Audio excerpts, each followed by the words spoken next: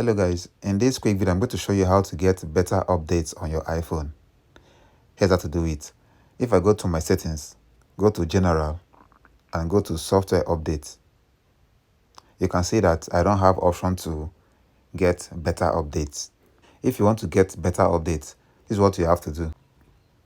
Simply go to this website, beta.apple.com. Right now iOS 27 is available on beta. So what you have to do is to sign up for a beta program. You have to sign up with the Apple ID you are using on your iPhone. It will ask you to sign up with your Apple ID on your iPhone. When you sign up and go back to your settings, you are going to see an option to install developer beta updates on your iPhone. So that's how you get better updates on your iPhone. That's all for this video.